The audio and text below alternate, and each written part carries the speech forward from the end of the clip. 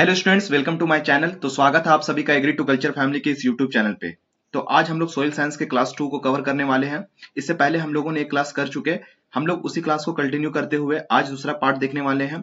यहाँ पर भी सोइल साइंस के इंपॉर्टेंट जो मोस्ट एक्सपेक्टेड क्वेश्चन है उसको यहाँ पर कवर करेंगे, जो कि यूके ट्रिपल एससी डबल एओ असिस्टेंट एग्रीकल्चर ऑफिसर एग्जाम को टारगेट करके बनाया गया है। और जो जो स्टूडेंट है जिन्होंने पहला क्लास नहीं किया वो हमारे चैनल में जाके प्लेलिस्ट सेक्शन में जाके वहां पर क्लास 1 को भी कवर कर लेंगे। तो चलते हैं आज की क्लास की ओर, देखते हैं क्या क्या इंपॉर्टेंट क्वेश्चन है जो सोइल साइंस से रिलेटेड है यहाँ पे। तो ये रहा आज का पहला question. Which of the following soil properties is least affected by ordinary cultivation practices. तो यहाँ पर पूछ रहा है चट्टानों के छोटे छोटे कणों में टूटकर मिट्टी बनने की प्रक्रिया है उसको क्या कहते हैं। ऑप्शन देखेंगे। Option number A soil structure, option number B soil organic matter, option number C soil texture, option number D soil aeration.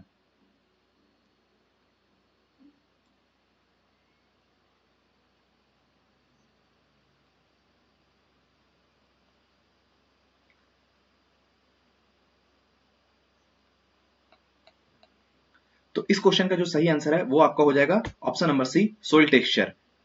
Soil texture is an inherent property determined by sand, silt and clay content and can not be changed easily.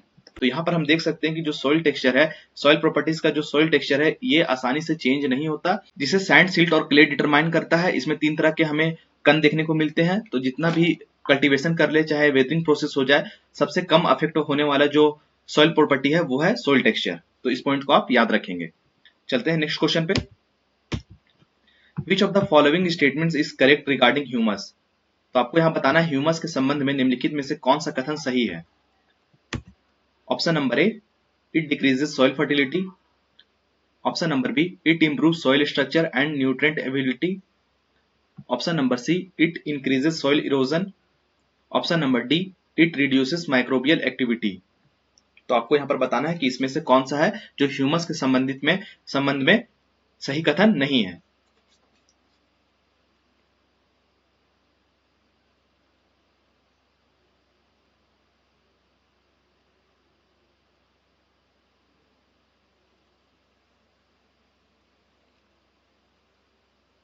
तो इस question का जो सही answer है वो हो जाएगा आपका option number B it improve soil structure and nutrient ability. ये क्या करता है कि सॉइल स्ट्रक्चर है उसको इंप्रूव करने का काम करता है, साथ ही जो सॉइल है उसमें न्यूट्रिएंट एबिलिटी को मेंटेन करने का, बनाए रखने का काम करता है। तो इसका जो आंसर है वो है ऑप्शन नंबर बी। नेक्स्ट है the soil area around the root zone is. तो जड़ क्षेत्र के आसपास की मिट्टी का क्षेत्र क्या कहलाता है।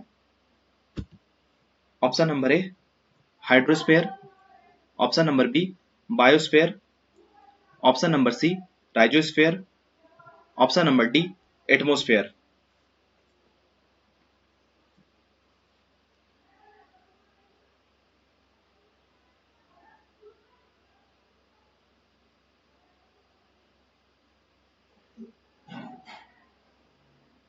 तो इस क्वेश्चन का जो सही आंसर है वो है आपका ऑप्शन नंबर सी राइजोस्फीयर। जो रूट जोन है उसके आसपास का जो सोइल एरिया है वो राइजोस्फीयर कहलाता है। इसका जो सही आंसर है वो है ऑप्शन नंबर सी। इससे रिलेटेड यहाँ पर कुछ की पॉइंट्स देखेंगे। Rhizosphere is the narrow region of soil surrounding plant roots.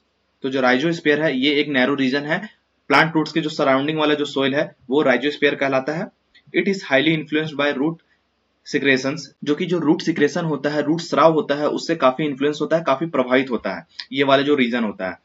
Microbial activity is highest in the rhizosphere. और जो राइजोस्फीयर है यहाँ पर हम लोगों को माइक्रोबियल जो एक्टिविटी है वो भी सबसे ज्यादा देखने को मिलता है। Nutrient Uptake by plants mainly occurs from this zone. और यही जो जोन है जहां से मेनली जो प्लांट है वो अपना न्यूट्रिएंट को अपटेक करने का काम करते हैं, इसी जोन से। It is an important area for plant micro interaction. और ये एक इंपॉर्टेंट एरिया माना जाता है जहां पे प्लांट माइक्रोब है, राइजोबियम है, ये सब का इंटरेक्शन देखने को मिलता है, ये सब का उपलब्धता यहाँ पे देखने को मिलता है। तो आई होप आपको ये सारे पॉइंट समझ में आया होगा। चलते हैं नेक्स्ट क्वेश्चन पे। नेक्स्ट है the upper end most weather part of the soil profile a origin is called. तो आपको यहाँ पर बताना है कि मिट्टी की जो परत है ए ओरिजिन के सबसे ऊपरी और सबसे ज्यादा अपक्षयित वेदर्ड हिस्से को क्या कहा जाता है। Option number A weathered soil, option number B general soil, option number C top soil, option number D sub soil.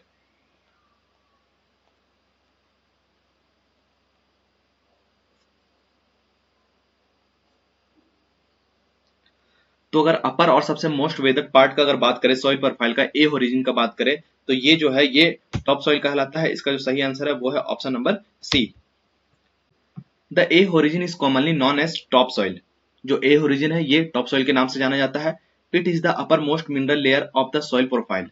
जहां पर जो सबसे अपर मोस्ट मिनरल लेयर है वो सॉइल प्रोफाइल का यही होता है। It contains the highest amount of organic matter humus. और जो ऑर्गेनिक मैटर है, ह्यूमस है, वो सबसे ज्यादा अमाउंट में इसी लेयर में देखने को मिलता है, इसी टॉप सॉइल में देखने को मिलता है। Most plant roots and soil micro organism are concentrated in this layer. और जो प्लांट रूट्स होते हैं, सॉइल माइक्रो ऑर्गेनिज्म एक्टिविटी जहां पे सबसे ज्यादा देखने को मिलता है वो इसी लेयर में देखने को मिलता है। प्लांट रूट्स आपको इसी लेयर में देखने को मिलेगा, टॉप सॉइल में। It is the most fertile layer and highly affected by weathering. और ये जो होता है सबसे ज्यादा फर्टाइल लेयर होता है और ये वेदरिंग से सबसे ज्यादा अफेक्टेड भी होता है। तो इन सारे पॉइंट्स को आप याद रखेंगे। चलते हैं नेक्स्ट क्वेश्चन पे। Soil cracks are formed when wet soil is dried. Which soil particles contribute more to the formation of these cracks? तो इस क्वेश्चन में पूछा जा रहा है गीली मिट्टी के सूखने पर उसमें दरारें पड़ जाता है। इन दरारों के बनने में मिट्टी के कौन से कण ज्यादा योगदान देते हैं? ऑप्शन को देखेंगे। Option number A sand, option number B silt, option number C clay, option number D gravel.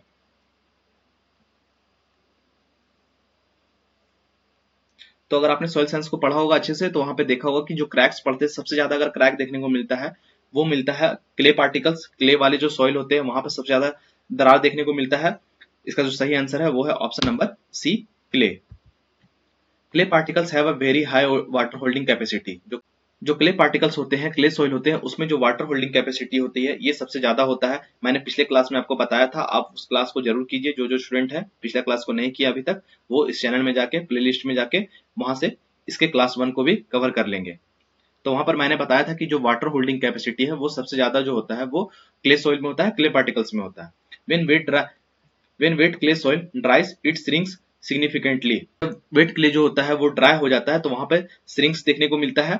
The shrinkage result in the formation of cracks. और ये श्रिंक जो होता है वो बाद में जाके क्रैक का फॉर्मेशन करता है। Shrink swell behaviour is most common in clay rich soil. तो जो क्ले रिच सॉइल होता है, क्ले सॉइल होता है, वहां पर जो श्रिंकिंग और स्वेलिंग जो बिहेवियर होता है ये सबसे ज्यादा देखने को मिलता है। तो इन सारे पॉइंट्स को आप याद रखें। ये क्ले सॉइल, क्ले पार्टिकल से रिलेटेड कुछ पॉइंट्स थे। चलते हैं नेक्स्ट क्वेश्चन पे। Soil testing is a valuable tool for assessing. तो यहां पूछ रहा है मिट्टी की जांच का आकलन करने के लिए एक उपयोगी साधन कौन सा है? Option number A soil fertility status, option number B weather conditions, option number C seed germination, option number D crop disease.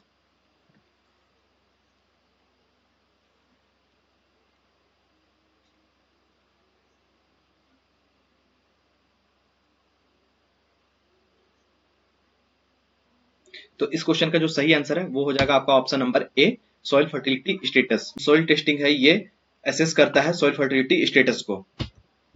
Soil testing helps determine the nutrients status of soil.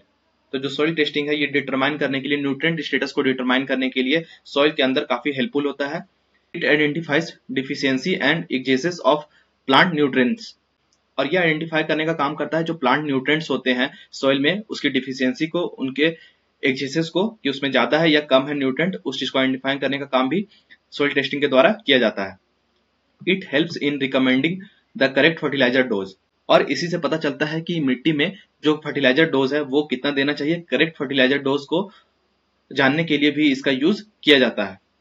Soil testing improves fertiliser use efficiency. और जो soil testing है ये fertiliser use efficiency जो है उसको improve करने का भी काम करता है, उसमें मदद करता है। It is essential for sustainable soil fertility management and higher crop yield. और ये जो है अहम भूमिका निभाता है सॉइल फर्टिलिटी मैनेजमेंट को सस्टेनेबल बनाने के लिए और जो क्रॉप है उसकी हायर यील्ड को बढ़ाने के लिए काफी इंपॉर्टेंट है। सॉइल टेस्टिंग के द्वारा ये सारी चीजें जो है वो काफी आसान हो जाती है। चलते हैं नेक्स्ट क्वेश्चन पे। The metamorphic rocks are formed under condition of. तो जो कायांतरित चट्टानें हैं किन परिस्थितियों में बनती है? Option number A deposition and sedimentation, option number B cooling and solidification of magma, option number C high temperature and pressure, option number D weathering and erosion.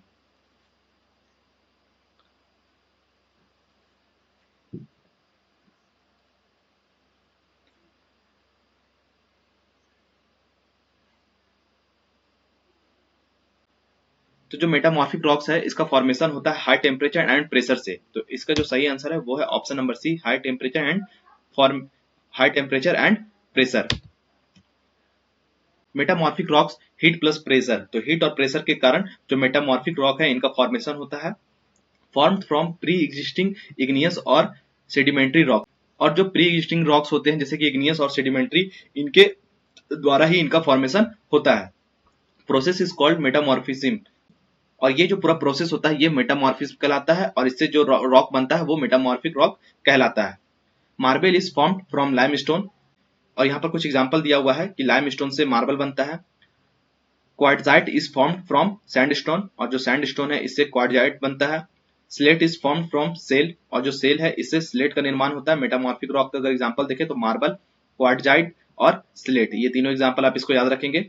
Metamorphic rocks are generally hard and compact, और जो metamorphic rocks होते हैं ये generally क्या होते हैं, hard होते हैं और कॉम्पैक्ट होते हैं।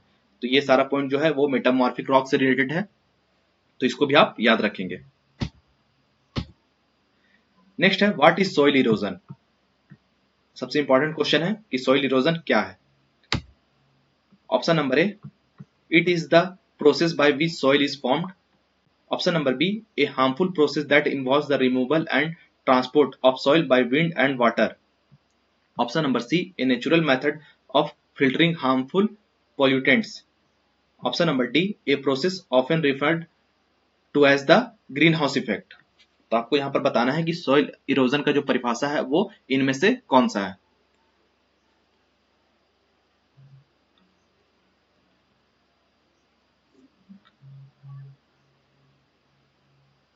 तो इस क्वेश्चन का जो सही आंसर है वो हो जाएगा आपका option number B a harmful process that involves the removal and transport of soil by wind and water. तो जो सॉइल इरोजन है इसमें क्या होता है कि सॉइल का जो है वो ट्रांसपोर्टेशन हो जाता है, ऊपर जो लेयर होता है सॉइल का उसका ट्रांसपोर्टेशन हो जाता है बाय विंड एंड वाटर। तो इसका जो सही आंसर है वो है option number B. Soil erosion is the removal of top soil by agent like water and wind. तो जो टॉप सॉइल होता है उसका वाटर और विंड के द्वारा रिमूवल हो जाना, जो ऊपर का जो लेयर होता है टॉप सॉइल होता है वो वाटर और विंड की मदद से उसका रिमूवल हो जाता है, जो कि सॉइल इरोजन कहलाता है।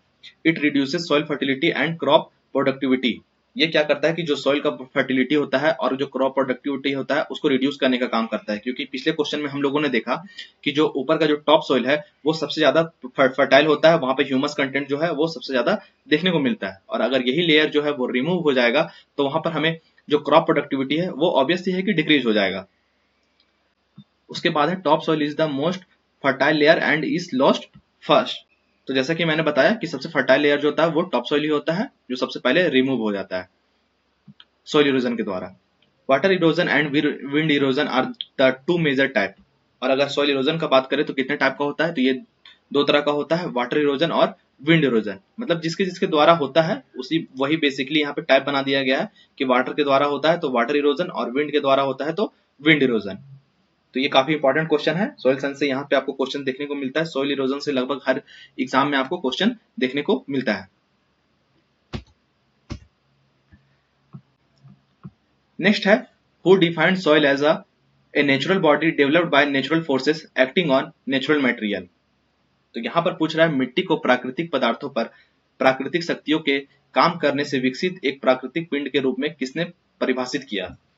तो यहाँ पर एक तरह का डेफिनेशन दिया हुआ है, natural body developed by natural forces acting on natural material, जो कि सॉइल का डेफिनेशन है। तो आपको बताना है कि ये किसने दिया।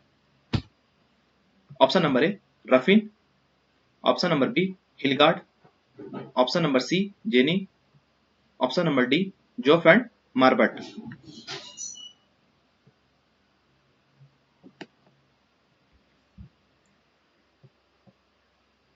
तो ये जो डेफिनेशन है ये option number D Joffe and Marbut के द्वारा दिया गया था। इसका जो सही आंसर है वो है ऑप्शन नंबर बी, जिन्होंने सॉइल को एक नेचुरल बॉडी बताया था। नेक्स्ट है the study of genesis survey classification and distribution of soil as a natural body is known as. तो इस क्वेश्चन में पूछ रहा है कि मिट्टी के प्राकृतिक स्वरूप के तौर पर उसकी उत्पत्ति, सर्वेक्षण, वर्गीकरण और वितरण के अध्ययन को क्या कहा जाता है। इसके ऑप्शंस को देखेंगे।